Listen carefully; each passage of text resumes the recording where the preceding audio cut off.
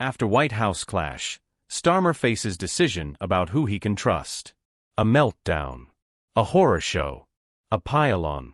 However you want to describe it, the meeting between U.S. President Donald Trump and President Volodymyr Zelensky in the Oval Office last night was a catastrophe, Ukraine and its most important ally in a public slanging match.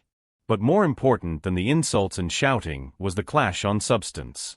America's threat to cut its support for Ukraine if Zelensky doesn't sign a deal. Trump's refusal to name Russia as the clear aggressor and Ukraine as the clear victim in the conflict. It was a total contrast to what happened on Thursday when Prime Minister Sir Keir Starmer met Trump. Ecstatic, triumph, outstanding were a few of the words used by the PM's team.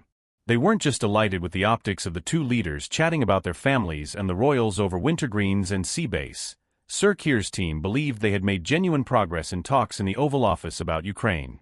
Trump told Sir Keir that the U.S. was working fast on a ceasefire deal, but it wasn't done and they weren't rushing to a bad one. And the PM got an assurance the U.S. was looking at how it could guarantee Ukraine's security if a peace was agreed. A senior government source told me, there are good reasons to be optimistic about Trump's true position. But last night's outbursts give a very different picture, and this morning you'd be hard-pushed to find an optimist in Westminster. Government Minister here said the scenes had been deeply troubling and sobering. Sir Keir spoke to both Trump and Zelensky last night, but number 10 is tight-lipped on what was said. Today the Prime Minister will be in back-to-back calls trying to patch things up, and this afternoon he is hosting Zelensky, who landed in the UK this morning in Downing Street, ahead of a summit of European leaders on Sunday. But Trump's words from last night suggest that both Sir Keir and French President Emmanuel Macron had not succeeded in one of their primary objectives this week: to persuade America that Russia is the aggressor and Ukraine must be protected. So what now? Sir Keir has some difficult questions to ponder. Does he strive to get his new diplomatic friend at the White House back on board?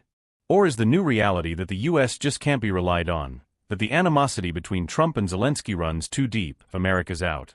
Does he push European allies to join the UK and France in offering troops that could guarantee a peace deal, the reassurance force plan we talked about last week? Is it even feasible for Europe to support Ukraine on its own? I'll be asking the Prime Minister these questions myself when he joins us live in the studio tomorrow morning at one of the most critical junctures for both his leadership and the security of our continent. The irony is that until last night's drama, conventional wisdom in political and diplomatic circles was that slowly but surely, the direction of travel was towards a deal to end the war. Whatever you think of him, the election of Trump had changed the dynamic and focused minds on bringing an end to the conflict. No Western allies would suggest that Zelensky should just fold after 3 years of holding off Russia, with all the lives lost and all the suffering of his people. Yet privately, and tiptoeing towards it in public, there was a sense that he was willing to take part in some form of negotiation. His previous stance of not giving an inch had visibly softened in recent months. If the conflict is to end, most diplomats would tell you that has to happen at the negotiating table.